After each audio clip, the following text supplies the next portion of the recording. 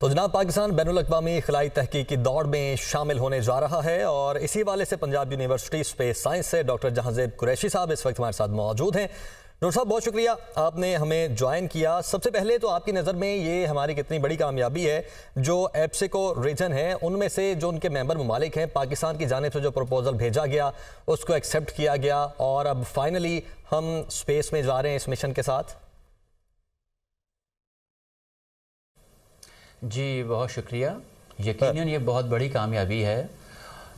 खला में जाना और चाँद पे जाना, आपको मालूम है कि इससे पहले हमारा जो हमसाया मुल्क है इंडिया वो वहाँ पे लॉन्च कर चुका है। तो उसके पेश नज़र इतने ममालिक में से पाकिस्तान का प्रपोज़ल एक्सेप्ट होना और आज वो तारीख़ी दिन आ गया है जब हम उन मुल्कों की फ़हरिस्त में शामिल हो जाएंगे जो चाँद पे लैंड कर रहे हैं।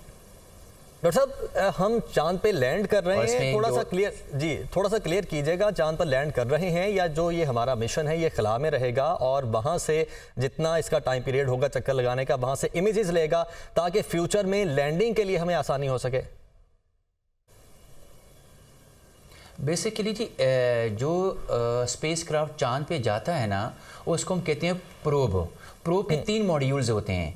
2 मॉड्यूल्स जो होते हैं वो चांद के गिर्द चक्कर लगाएंगे और एक मॉड्यूल जिसको हम लैंडिंग मॉड्यूल कहते हैं, जिसको हमने आपने बचपन में सुना होगा चांद गाड़ी, जिसको हम साइंटिफिक कहते हैं लैंडिंग मॉड्यूल, वो चांद की सरफेस पे लैंड होता है। और इसमें जिस जगह हम जा रहे हैं वो चांद की वो साइड है जो हमें नज़र नहीं आती, what we known as far side of the moon. तो वहाँ पे वो मिशन जाएगा और वहाँ पे 2 ऑप्टिकल कैमरा से चांद की तस्वीर हासिल करेगा। अच्छा डॉक्टर साहब, इस पे तस्वीर और मालूमात का कहा गया कि ये हासिल की जाएंगी, तो किस किस्म की मालूमात हासिल की जाएंगी और ये फ्यूचर में पाकिस्तान के लिए कितने जो है वो बेनिफिट्स होंगे पाकिस्तान के लिए? जी मालूमात से मतलब होता है जी कि वहाँ का डाटा, वहाँ की एटमॉस्फेयर, वहाँ की सरफेस पे क्या होता है, वहाँ पे डिप्रेशंस हैं, वहाँ पे ऐसी कोई मादनियात हैं, कोई मिनरल्स हैं जिनसे हमारा मुल्क इस्तेफादा कर सकता है। तो ये तमाम डाटा पाकिस्तान की जो इकॉनमी है, हमारे जो साइंटिफिक एक रेवोल्यूशन है वो क्रिएट कर सकता है। जी ठीक है डॉक्टर साहब, साथ ही जो मरकज़ी मिशन है बेसिकली चीन का चैंग 6, उसके बारे में भी थोड़ा बताइएगा, उसका काम क्या होगा, चूँकि वो तो ऑब्वियसली एक कंप्लीट मिशन है, ये उसके साथ जा रहा है। चैंग 6 बेसिकली चाइना का छठा सीरीज़ का this is 6th mission, lunar mission. और इस बार ये जो मिशन है इसमें 4 जो हैं ऑर्गेनाइजेशंस वो इसमें शामिल हैं, जिस तरह IST है, institute of space technology Islamabad, Sparco जो पाकिस्तान की स्पेस एजेंसी है, उसके अलावा जियोटोंग यूनिवर्सिटी वो चाइना की यूनिवर्सिटी है, और एप्सको है एशिया पैसिफिक स्पेस ऑर्गेनाइजेशन। ये चारों का एक कंबाइंड मिशन है जो कि चांद की फार साइड पर जा रहा है, जो वो साइड जो कि हमें चांद की नज़र नहीं आती। सही। और डॉक्टर साहब, आपकी नज़र में जो IQ-Q है इसकी कामयाबी के, यानी कि इस मिशन की कामयाबी के चांसेस क्या हैं?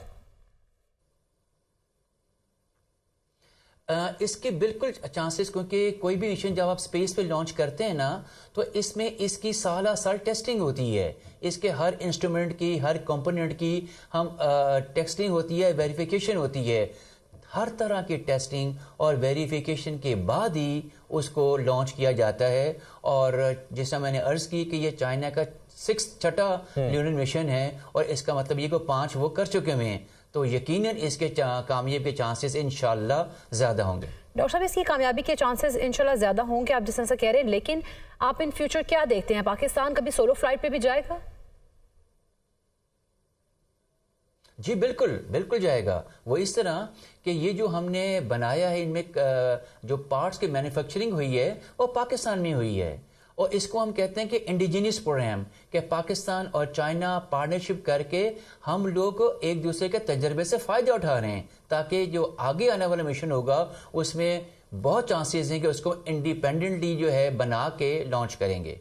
ठीक। और डॉक्टर साहब, अगर आप खित्ते की बात कर लें या दुनिया की बात कर लें तो 8-10 ममालिक ऐसे हैं जिनकी चांद पर लैंडिंग हो चुकी है। अगर हम ये कहें कि हम 40-50 साल पीछे हैं उन ममालिक की निस्बत, क्योंकि अभी तो हमारी लैंडिंग भी नहीं है, ये तो पहला स्टेप है, वहाँ पर जाके डाटा इकट्ठा करेंगे हम ताकि फ्यूचर में चांद पर लैंडिंग कर सकें। जिस तरह हम भारत की बात कर ली जाए तो पिछले दिनों में हमने देखा चंद्रयान 3 का उनका मिशन वहाँ पर पहुँचा, तो उस तरह का जो मिशन है वो पहुँचने तक हमें कितना वक्त मज़ीद दरकार होगा और हम कितने साल पीछे हैं, कितने अशरे पीछे हैं? जिस तरह अभी आपने खुद बताया कि हम 40-50 साल पीछे हैं, लेकिन ये जो आज का तारीखी लम्हा, तारीखी दिन है, इसमें बहुत चांसेस हैं कि जो अगला मिशन लॉन्च करेंगे उसमें ये जो 40-50 साल का गैप है ये किसी हद तक कवर हो जाएगा।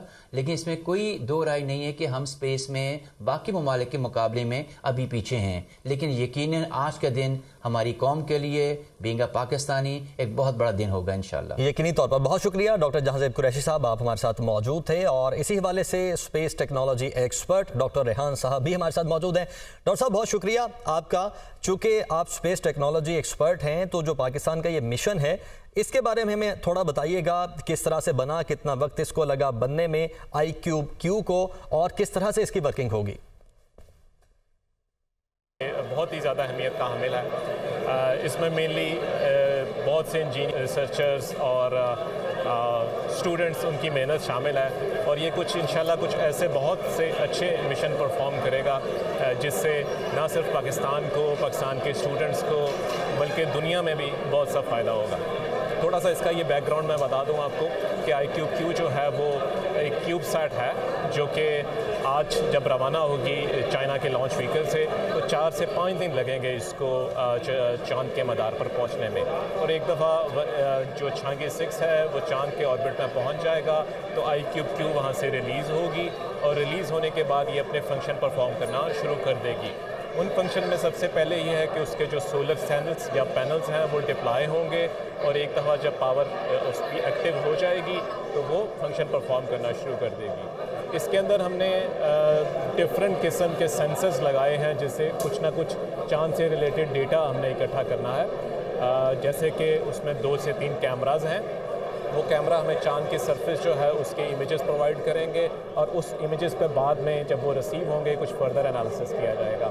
इसके अलावा इसमें एक मैग्नेटोमीटर है बहुत ही सेंसिटिव, वो मून की जो मैग्नेटिक फील्ड है उसको सेंस करेगा और जैसे जैसे IQ-Q ऑर्बिट करेगी उसको वो डेटा कलेक्ट करेगा मून की मैग्नेटिक फील्ड का, और वो डेटा फिर वापस डेटा सेंटर में पहुंचाया जाएगा और जब वो डेटा सेंटर में रिसीव होगा तो इससे जो मून की मैग्नेटिक फील्ड है उसकी एस्टिमेशन बेहतर तरीके से करने के लिए में बहुत सारी हेल्प मिलेगी। इसके अलावा इसमें एक और बहुत इंपॉर्टेंट चीज़ है वो ये कि इसके अंदर हमने जो इसकी ओरिएंटेशन कंट्रोल करने का मैकेनिज़्म रखा हुआ है उसमें कुछ रिएक्शन व्हील्स हैं और स्टार सेंसर्स वगैरह हैं, तो वो बड़े ही बेहतरीन तरीके से उसकी ओरिएंटेशन कंट्रोल करेंगे ताकि हमने अगर सरफेस मून की सरफेस का इमेज लेना हो या वहाँ से अर्थ का इमेज लेना हो तो ये दोनों चीज़ें पॉसिबल हैं उस IQ-Q।